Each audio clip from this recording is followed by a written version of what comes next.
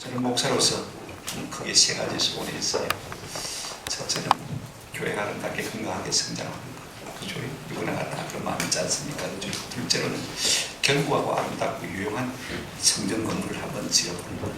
우리가 한평생 살면서 신앙생활하는데 교회당 한 번도 안 지어보고 천국가 되겠나 하는 생각을 늘 하게 되었습니다. 세 번째로는 목사로서 살다 왔으니까 신구약 성경 66권을 강의 설교적으로 한번 내보는 것이 소원입니다. 제가 마음이 조금 조급해졌어요. 이걸 다 죽기 전에까지 할 수 있겠나 싶은 생각이 드니까 마음이 급합니다만, 그러나 이 모든 소원이 하나도 이루어지지 않아도 딱 한 가지 소원을 말한다고 한다면, 내가 하나님을 가까이 하고 하나님이 나를 가까이 하는 삶을 살았으면 참 좋겠다, 더 이상 이 안이 없겠다는 생각을 가면 갈수록 간절하게 하는 것 같아요. 하나님이 가까이 하는 삶, 여러분 그 외에 우리의 삶에 바랄 것이 더 무엇이 있겠습니까? 그렇다면요, 하나님은 누구를, 어떤 사람을 가까이 하십니까? 지난 시간에 우리가 생각했지 않습니까? 어떤 사람이죠? 기도하는 사람. 기도할 때만큼 하나님이 우리를 가까이 하신 적이 어디 있느냐 말씀하신 것 우리가 기억하고 있지 않습니까? 오늘 두 번째로, 오늘 본문은 어떤 사람을 하나님이 가까이 하셨냐 이렇게 말하고 있습니다. 여호와는 마음이 상한 자를 어떻게 하시고요? 가까이 하시고, 같은 배경 구절입니다. 중심으로 동의하는 자를 구원하시는도다 그랬습니다. 여러분, 마음이 상한 자를 가까이 하시고, 그 다음에 중심으로 동의하는 자, 마음이 상한 자, 같은 말인데요. 그러면 더 간단하게 말하면 무슨 말입니까? 마음의 죄와 허물을 자백하고 용서를 구하는 자, 회개하는 자에게 우리 하나님이 가까이 하시고 구원을 베푸신다라는 말씀인 것입니다. 여러분, 그렇다면 우리는 하나님이 가까이 하시는 사람일까요? 하나님이 멀리 하시는 사람일까요? 아마 우리 스스로가 잘 판단할 수 있을 것 같습니다. 생각해 보십시오. 오늘 우리 마음속에 정말 날가 있다면 멀리 날아가서 하나님 앞에 하염없이 실컷 울고 싶은 마음이 있습니까? 아니면 이 좋은 계절 가을에 말입니다, 산과 들로 마음껏 쏟아내면서 회포를 풀고 싶은 마음이 간절합니까? 어느 쪽에? 과연 우리는 눈물 콧물 흘리며 회개한 적이 언제였던가? 아마 여러분 언제쯤이었던가 까마득한 기억도 없는 사람이 있을지도 모르겠습니다. 왜 제가 이 말씀을 드리지 않을 수 없냐면요, 이것이 우리의 삶의 형통과 고난의 연장선상에 있기 때문에 그렇습니다. 잠언 28장 13절 우리 한번 같이 보시길 바랍니다. 자기의 죄를 숨기는 자는 형통하지 못하나 죄를 잡아오고 많은 자는, 버리는 자는 불쌍히 여김을 받으리라.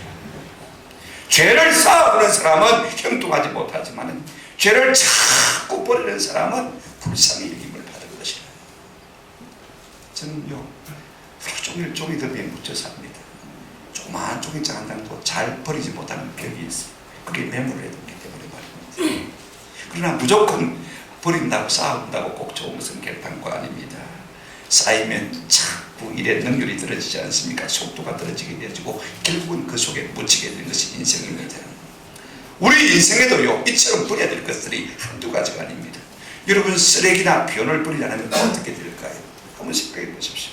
설거지를 하지 않고 쌓아두면 어떻게 될까요? 청소를 하지 않고 가만두면 어떻게 될까요? 옷장이나 신발장을 한 번씩 정리하지 않는다면 어떻게 되겠습니까? 한번 생각해 보십시오. 나아가서 살을 빼지 않는다면 어떻게 될까요? 우리의 지난 지식이나 경험이나 우리의 감정이나 우리의 상처나 우리의 죄를 버리지 않는다면 어떻게 될까? 이 쌓아둔 것들로 말미암아서 아마 우리가 질식하고 말 거예요. 오늘 보면 우리에게 이렇게 말하고 있습니다. 우리가 마땅히 버려야 할 죄악을 버리면 그로 말미암아 우리의 마음이 깨어지고 우리가 중심으로 하나님 앞에 동의하면 하나님이 우리를 가까이 하시고 구원해 주시겠다 약속하셨습니다. 할렐루야.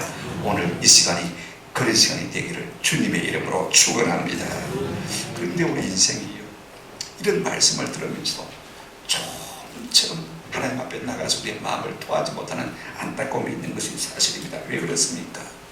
죄를 짓고도 죄가 아닌 양 도피하고 죄를 숨기고 죄를 가리우고 또 남에게 전가하는 이와 같은 인류의 가장 오랜 학습이 우리 가운데 남아있기 때문에 그렇습니다. 두 경우를 예로 들면요, 우리가 쉽게 아마 이해가 될 것 같아요. 여러분, 아담과 하와 하나님 앞에 죄를 짓고 도망쳤어요. 하나님께서 선악을 알게 하는 동산 중앙에 있는 나무의 실과를 먹으라고 했습니까? 먹지 말라고 했습니까? 먹지 말라. 그 하나만큼은 안 된다. 99.9% 너희 마음대로 하지만 이 0.1% 하나만큼은 내 자존심이다. 내가 너희 위에 있다는 사실을 너희로 알게 하기 위해서 이 선악과를 둔다. 먹지 말라. 그런데 마귀가 와서 깨웠어요. 먹으면 네 눈이 밝아져서 누구처럼 된다고요? 하나님처럼 된다. 마귀의 말에 솔깃한 거예요. 우리가 하나님의 말씀보다도요, 세상의 이야기가 귀에 더 크게 들려오면요, 그때부터 속는 겁니다. 왜냐하면 마귀는 속이는 사람이거든요. 좋다, 지금 단풍이 엄청나게 좋다. 제가 강원도 고성 갔다 왔습니다만 설악산 갔다 왔게요, 안 갔다 왔게요? 안 갔다 왔어. 갔다 올 시간도 없고. 자꾸 우리의 마음을 하나님께서 멀어지게 만드는 것을 볼 수가 있어요. 그냥 마귀의 말에 솔깃해져서 그 선악을 하는 열매를 먹고 말았습니다. 먹고 나니까 부끄러움을 느끼기 시작한 거예요. 아차, 잘못했구나, 죄구나, 하나님의 법을 어겼구나, 하나님의 목적에 어긋났구나. 부끄러워서 어떻게 할 수가 없어가지고 동산 깊은 숲속에 가서 숨고 말았습니다. 하나님이 찾아오셨어요. 아담아, 내가 어디 있느냐? 내가 하나님을 부끄러워해 두려워해서 내가 숨었나이다. 뭐 때문에 숨었느냐? 하나님, 내가 잘못했습니다. 먹지 말라 생각을 먹었습니다. 그때 무릎을 꿇고 하나님 앞에 고백하고 용서를 빌었다면 얼마나 좋겠습니까만은요, 그렇게 하지 않냐고 숨고 숨기고 숨기다가 그 다음에 죄를 갖다가 증가하는 모습을 볼 수가 있습니다. 창세기 3장 12절에 보면 아담이 이르되 하나님이 주셔서 나와 함께 하게 하신 여자 그가, 있게 하신 여자 그가 그 나무 열매를 내가 줌으로, 내게 줌으로 내가 뭐 했다고요? 먹었나이다. 나는 잘못이 없고 하나님도 잘못이 있고 여자도 잘못이 있다는 것입니다. 조금 전까지만 해도 내 배 중에 배요 살 중에 살려고 하던 그 여자를 가리켜서 천연이 내한테 주가지고 내가 저렇게 망하게 됐다고 그렇게 비난하고 정죄하고 있는 모습을 우리가 볼 수 있는 것입니다. 이것이 인간인 것입니다. 이것이 범죄하고 타락한 인간의 모습인 것을 우리가 기억할 필요가 있습니다. 만약에 그가 하나님 잘못했습니다. 내가 하나님의 말씀을 직접 듣고도 아내를 잘 거느리지 못했습니다. 다 내 허물입니다. 내 죄악입니다. 주님 용서해 주십시오. 그러면 아마 하나님께서 한 3번 정도는 용서해 주셨을 건데 자비와 긍휼이 무무지하신 하나님입니다. 여러분, 죄를 숨기는 것은요, 문제를 해결하는 방식이 아니라 오히려 더 악화시키는 것을 우리가 창세기 3장을 통해서 보게 되었습니다. 뿐만 아닙니다. 또 한 사람, 우리가 성군이라고 부르는 다윗 왕을 한번 예로 들어 보십시다. 그가 우리의 아내 바사바를 취하면서부터 그는 10계명부터 6계명까지 거꾸로 다 어겨가는 것을 볼 수가 있습니다. 한 번은 평안하게 되었을 때 낮잠을 실컷 자고 저녁밥에 옥상에 올라가서 아래를 내다보니까 저 민가의 마을에 한 여인이 우물가에서 목욕을 하고 있는 거예요. 가만히 바라보았습니다. 힐끔 본 것이 아닙니다. 언뜻 본 것이 아닙니다. 그죠? 자꾸 마음의 생각을 가지고 본 것입니다. 그래서 뚫어지게 바라봤습니다. 영어로 응시하다, 게이지 혹은 스테어, 뚫어지게 바라보는 것입니다. 자꾸 깊이 마음에 생각을 갖고 품고, 그죠? 바라보면 어떻게 됩니까? 탐욕이 생기잖아요. 품심이 생기잖아요. 그렇게 해서 결국 어떻게 했습니까? 탐심을 품게 되었죠. 10계명을 위반한 것을 볼 수가 있습니다. 남의 아내인 줄 알면서 데리고 왔습니다. 남의 아내를 뭐 했습니까? 도둑질한 것이죠. 그죠? 8계명을 어긴 것을 볼 수가 있습니다. 그리고는 동침하고 간음하고, 그래서 7계명을 어기게 되었습니다. 이 죄를 가리기 위해서 어떻게 합니까? 전장에 있는 우리아 남편을 갖다가 불러다가 휴가를 줬습니다. 내려가서 네 집에 가서 쉬어라. 그런데 이 우리아가 충신입니다. 가지를 않는 거예요. 내 서로는 전장에 있는데 어떻게 나만 홀로 평안히 가서 누고 씻고 올 수 있냐. 그래서 왕궁의 병사들과 함께 그다음 자고 말았습니다. 아무리 가래도 가지 않습니다. 임금님의 음식이 따라갑니다만 가지 않는 것을 볼 수가 있습니다. 할 수 없잖아요. 다시 전쟁으로 내보내면서 우리아를 일선에 앞서서 내보내서 죽게 만들다. 직접 죽인 건 아니지만은요, 앞서 나가게 함으로 말미암아 살인죄를 저지른 것을 볼 수가 있습니다. 이렇게 해서 6계명을 어기게 되었습니다. 그런데 이 모든 것을 은폐하기 위해서 다윗이 어떻게 했습니까? 거짓말로 잘 둘러대지 않습니까? 그래서 제9계명을 어기는 것을 우리가 보게 되었습니다. 여러분, 죄를 덮으려 하다가요, 자꾸 죄가 더 드러나는 것을 볼 수가 있다. 문제는요, 다윗이 죄를 짓고도 금방 회개하려고 하지 않았다는 사실을 우리가 주목할 필요가 있습니다. 그때 이 다윗의 쓰라린 마음의 고통을 시편 32편 3절에서 이렇게 고백하고 있습니다. 내가 입을 열지 아니할 때에 종일 마음으로 신음함으로 내 뼈가 새였도다. 차라리 그때 내가 도전하고 하나님 앞에 내 죄와 허물을 고백했다면 좋았을 텐데 입을 딱 다물고 숨겨두었더니 오히려 내 뼈가 새했다라고 말하고 있는 것을 볼 수가 있습니다. 그러면 언제부터 다윗이 실토하기 시작했느냐? 나단 선지자가 찾아왔습니다. 빙 둘러서 이야기해도 알아듣지 못하니까 나단 선지자가 화가 나서 당신이 바라볼 사람이라고 직선적으로 깨뚫어냈습니다. 그리고요, 하나님께서 바세바와의 사이에 불륜의 지압 그 아들을 갖다가 쳐서 죽게 만들지 않습니까? 그때 다윗이 하나님의 성전에 올라가서 울며 불며 걱정하면서 동의하고 자고하기 시작한 것을 볼 수가 있습니다. 그때부터 하나님 앞에 철저하게 낮아지기 시작한 것을 볼 수가 있습니다. 왕이 돼가지고 남의 여자를 안 받는 정도야, 누구랑 하는 일 아니냐 하고 애써 자유를 하고 꼭 그 죄를 고백지 아니하고 숨겨두려고 했습니다만은요, 하나님의 손이 점점 그를 울려왔습니다. 여러분, 그래서 4절에 보면요, 32편 4절 한번 펴주시기를 바랍니다. 내가 입을 열지 아니할 때에 종일 지난 마음으로 내 뼈가 새하였도다. 32편 4절에 주의 손이 주야로 나를 누르시오니 내 진액이 빠져서 여름 가뭄에 마름같이 되었나이다. 자, 보십시오. 입을 열어서 구했더라면 차라리 괜찮았을 텐데 딱 입 다물고 아린치 않고 있으니까 나도 모르게 헛소리가 나와요. 나도 모르게 한숨이 나와요. 나도 모르게 자꾸 살이 빠져요. 나도 모르게 잠이 오잖아요. 고민하게 되어지요. 자꾸 진액이 말라갑니다. 그래서 여름 가뭄에 뭐같이 되었다고요? 마름같이 되었다. 가물어서 눈이 쩍쩍 갈라진 거 보았습니까? 가물어서 저수지 바닥이 쩍쩍 갈라진 거 보았습니까? 그 이름처럼요. 여러분, 사람의 심령이, 사람의 육체가 그같이 되고 어떻게 온전하게 설 수가 있겠습니까? 한번 생각해 보십시오. 차라리 여러분 숨길 것인가, 버릴 것인가, 고백할 것인가, 어느 쪽이 낫겠습니까? 급취를 하고 나면요, 여러분 취하는 게 낫습니까? 소화제 먹고 소화시키는 게 낫습니까? 어느 게 낫습니까? 차라리 확 토해버리는 것이요, 굉장히 중요하지 않습니까? 오늘 하나님은 우리에게 이 같은 은혜를 요구하고 계신 것을 볼 수가 있습니다. 두 번째로 우리가 생각할 것은요, 이 죄를 자백하고 상한 마음으로 주님 앞에 올라가는 것이야말로 가장 인간의 진실한 태도라는 것을 우리가 좀 생각할 필요가 있습니다. 여러분, 회개야말로요, 참 사람다운 생활이라고 저는 생각합니다. 저는 늘 마음속에 스스로 드리는 것이 하나 있습니다. 따라합시다. 나는 회개한다. 고로 존재한다. 회개하지 않는 나는 존재할 수가 없다는 늘 그렇게 생각합니다. 주의 은혜와 긍휼이 아니면 하나님의 진노 가운데 경급 중에 사라졌을 죄인에 불과한 것이 내 몸인 것이에요. 우리 모두가 다 마찬가지죠. 여러분, 회개하지 않는 나는 내가 아닐 수가 있습니다. 또 다른 나일 수가 있는 것입니다. 은혜가 무엇입니까? 하나님의 영광의 빛입니다. 이 은혜가 우리 속에 오게 되어지면요, 나도 모르게 나의 허물과 죄를 깨닫게 되어지고 마음이 물같이 녹아들게 되어지고 산산이 깨어지게 되어지고 나도 모르게 애통하게 되어지고 나도 모르게 통회하게 되어지는 것입니다. 이것이 가장 순수한 인간의 본연의 자세로 나가는 것입니다.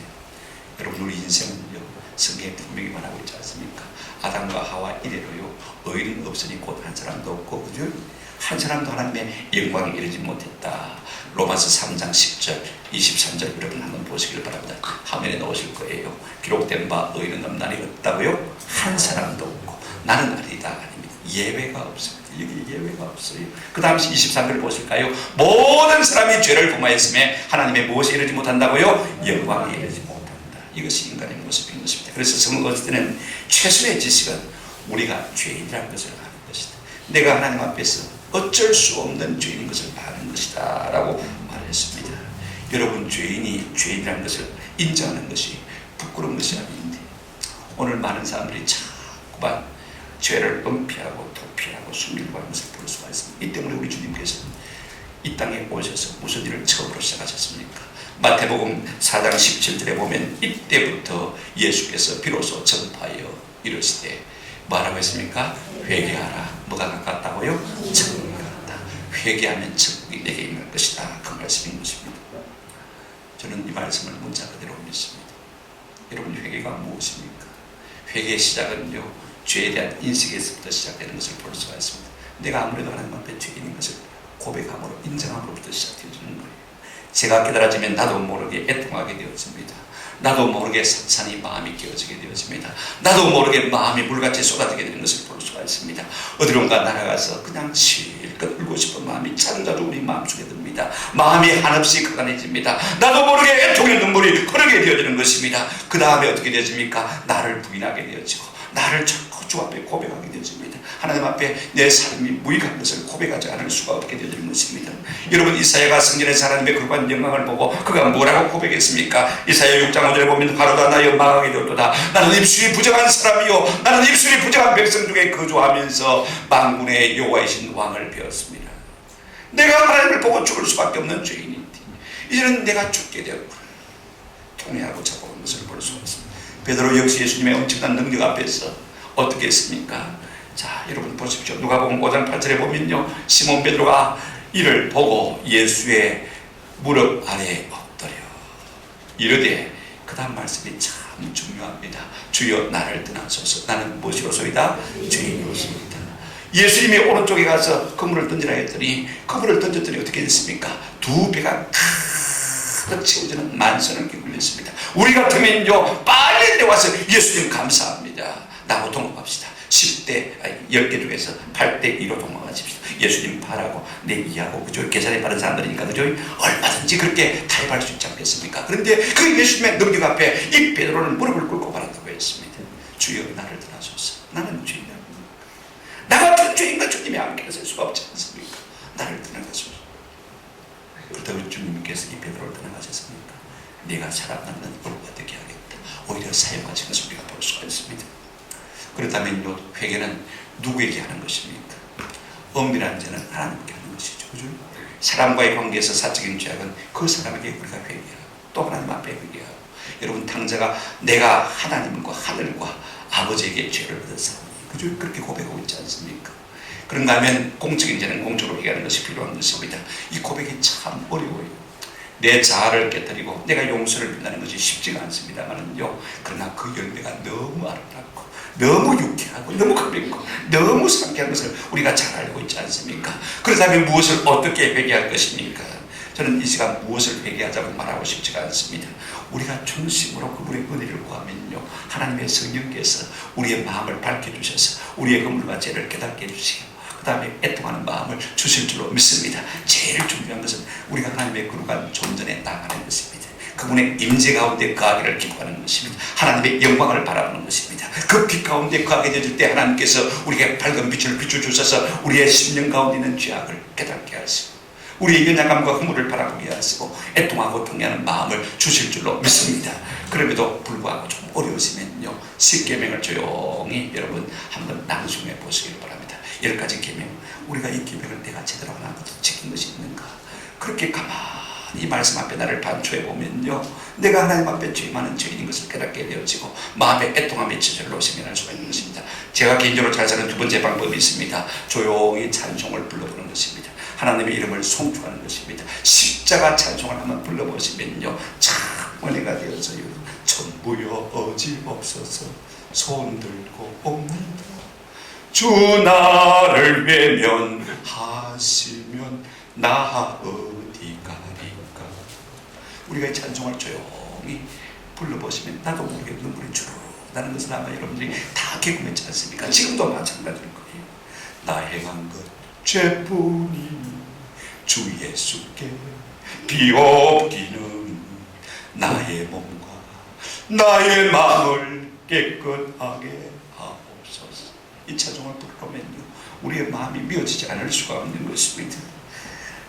또 저는 이런 찬송을 참 잘 부릅니다. 빈손 들고 앞에가 십자가를 붙드니 어가 없는 자라도 도와주심 바라고 생명샘에 나가는 나를 씻어 주소서. 이 찬송을 조금 부르게 되었으면요, 그 다음에 어떤 찬송이 나도 모르게 절로 나오냐면요, 나는 부족하여도 영접하실 터이니 영광 나라 계신 임금 우리 구주 예수. 나는 부족해도 우리 주님 날 영접했을 터이니 영광 나라 계신 임금 누굽니까? 예수 그리스도. 그분이 내 속 붙잡아 줄 테니 염려할 것 없는 것입니다. 그래서 늘 감사할 수밖에 없는 것이지요. 늘 우려도 눈물로서 못 갚을 줄 알아 몸 밖에 버릴 것 없어 이 몸 바칩니다. 찬송을 많이 부르십시오.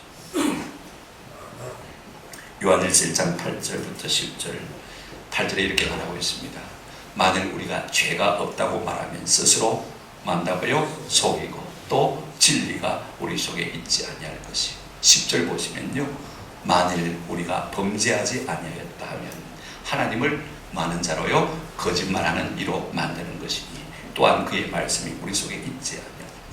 우리가 죄 없다고 자꾸 주장하는 사람은 거꾸로 하나님을 많은 것입니까? 거짓말쟁이로 만드는 것입니다. 여러분들이 하나님을 거짓말쟁이로 만들고 싶습니까? 그렇지 않다면 우리가 하나님 앞에 다 죄의 이름을 고백함으로 상한 심령으로 충심으로 통하는 마음으로 날마다 주님께 나가는 은혜가 있기를 주의 이름으로 축원합니다. 잠언 28장 13절 말씀을 다시 한번 기가하시기를 바랍니다. 자기의 죄를 숨기는 자는 마하지 못하고요 형통하지 못하나 죄를 자복하고 많은 자는 버리는 자는 불쌍히 여김을 받으리라고 했습니다. 이제 세 번째로 우리가 회개할 때 주님이 우리에게 주는 용서인 구원에 대해서 좀 생각을 해보려고 합니다. 오늘 본문을 보시길 바랍니다. 34편 18절 상반절에 여호와는 마음이 상한 자를 어떻게 하시고요? 가까이 하시고. 우리의 마음이 물같이 녹아질 때 하나님은 우리에게 가까이 다가오시는 하나님이신 줄로 믿습니다. 우리를 정죄하기 위해서요? 징계하기 위해서요? 아닙니다. 우리의 눈에서 눈물을 닦아주시고 우리의 모든 죄와 허물을 깨끗하게 씻겨주시고 새롭게 하시고 소생시켜 주시기 위해서 우리에게 가까이 오시는 하나님이신 줄로 믿습니다. 우리가 회개할 때 주의 천국이 우리 가운데 임하는 것입니다. 저는요 그 경험을 제 주변에도 갖고 있고 제 자신도 갖고 있는데 제가 잊을 수 없는 것 전에도 말씀드렸습니다만은 우리가 고등학생들을 데리고 저 김해중앙교회 전도사할 때 저 가덕도 기도원 데리고 왔습니다. 3박 4일 동안 여름 수련했는데 마지막 날 밤에 12시에 모여서 이제 결단의 시간을 갖습니다. 찬송하고 말씀 듣고 통성 기도를 하는데 그 다음에 이제 찬송으로 이어져야 되는데 이 조재동이라는 고등학교 2학년 학생이 찬송을 남들을 부르고 있는데 이 친구는 눈물을 거치지 않는 것입니다. 통해와 자복을 거치지 않는 것입니다. 계속해서 혼자 대굴대굴 굴면서 기도하고 찬송, 기도하고 눈물로 얘기하는데 이제 예배를 주시고 마치고 그 아이를 데리고 밖으로 산으로 올라갔습니다. 올라가서 더 간절히 기도하는데요 그 아이가 깜빡 숨이 넘어갔어요. 제가 깜짝 놀라요. 하나님 아버지, 죽어가면 교회 못 갑니다. 교회 못 갑니다. 살려주소, 살려주소. 그러니까 위에서 저 진주 3일교회 권사님들이 한 무리가 기도하고 있다가 쫓아내려와서는 전사님이세요. 예, 전사입니다. 걱정하지 마세요. 입신한 겁니다. 제가 우리 어머니한테 입신 이야기를 많이 들어도요 입신했다는 이야기는 처음 들었거든요. 처음 봤거든요. 이게 목 위로만 살아있고 다 죽고 그러기를 무려 7번. 그러고 나니까 새벽 4시가 되었더라고요. 제가 애간장이 얼마나 녹았는지 모르겠어요. 근데 이 아이가 7번째 딱 결혼한 다음에 전사님 제가 한번 기도하겠습니다. 기도를 하는데 천상의 기도 소리가 제가 여태까지 그와 같은 은혜스러운 기도를 한 번도 들어본 적이 없습니다. 그리고 하나님께서 방언의 의사를 주셨다고 방언을 하기 시작하는데 얼마나 감사한지. 그리고 천국 갔다 온 이야기를 하더라고요. 그 중에 제가 지금도 기억에 남는 것은 여동생을 보고 왔대요. 마치고 그 다음날 돌아와서 어머니에게 갔습니다. 믿는 어머니인데요 여동생이 있습니까? 했더니 가난할 때 죽은 여동생이 있대요. 제가 깜짝 놀랐어요. 제가 왜 이야기를 하냐면요 우리가 회개할 때 문자 그대로 천국이 우리 가운데 임하게 될 줄로 믿습니다. 여러분 천국을 꿈으로라도 보고 싶거든요. 자꾸 회개하십시오. 회개하다 그리하면 천국이 너에게 임한다. 가까이 왔다 라고 말씀하시는 것입니다. 여러분 한 가지 우리가 기억하십시다. 그럼에도 우리가 회개하지 않는다면 우리가 꼭 기할 필요가 있습니다. 시편 51편 17절에 이렇게 말씀하고 있습니다. 한번 같이 읽어보십시다. 하나님께서 구하시는 제사는 상한 심령이라. 하나님이여 사하고 통회하는 마음을 주께서 멸시하지 아니하십니다. 그러면 회개 없는 마음을 멸시한단 말입니까? 멸시 안 한단 말입니까? 회개하는 마음은 멸시하지 않고 존귀하게 여기지만 회개하지 않는 마음을 마신다고요? 멸시하십니다. 사람이 나를 멸시해도 견딜 수가 없는데 하나님이 우리를 무시하시고 멸시하신다면 우리가 그 하나님 앞에 어떻게 살 수가 있겠습니까? 누가 설 자가 있겠습니까? 그러나 감사하게도 우리의 마음이 하나님 앞에 녹아질 때 하나님은 우리를 가까이 하신다고 말씀하고 있는 것을 볼 수가 있습니다. 하나님이 가까이 하시면 천국이 우리가 임하게 되시고 성령을 받습니다. 내 영혼의 햇빛 비치는 주 영광 찬란해 이 세상의 어떤 빛보다 이 빛 더 빛나네. 오늘 우리가 눈물로 우리의 상한 마음을 주님 앞에 올려드릴 때 이 같은 은혜가 우리 가운데 임하게 될 줄로 믿습니다. 그 다음에 보십시오. 하반절에 보시면 중심으로 통해하는 자를 마신다고요? 구원하신다. 여러분, 구원은 무엇입니까? 죽을 사람 살려주는 것이 구원 아닙니까? 죄 때문에, 병 때문에, 가난 때문에, 실패 때문에 죽을 수밖에 없는 사람 살려주는 것이 구원인 것입니다. 우리가 중심으로 하나님 앞에 회개하면요, 죽을 사람도 망한 사람도 살게 되는 놀라운 역사가 일어나게 될 줄로 믿습니다. 이사야 57장 15절에 이런 말씀이 있습니다. 지극히 존귀하며 영원히 거하시며 거룩하다 이름하는 이가 이와 같이 말씀하시되 내가 높고 거룩한 곳에 있으며 또한 동해하고 마음이 겸손한 자와 함께 있나니. 그 다음 말씀이 중요합니다. 이는 겸손한 자의 영을 마시며 소생시키며 동해하는 자의 마음을 말함이라 소생시키려 함이라. 살리려 한다 그 말인 것입니다. 우리 하나님, 우리의 마음이 겸비해지고 우리의 마음이 가난해지고 하나님의 은혜가 되면 도무지 살 수 없을 줄을 고백합니다. 그 마음에 애통함이 있는 자를 가까이 하시고 그 마음을 하나님께서 소생케 하신다.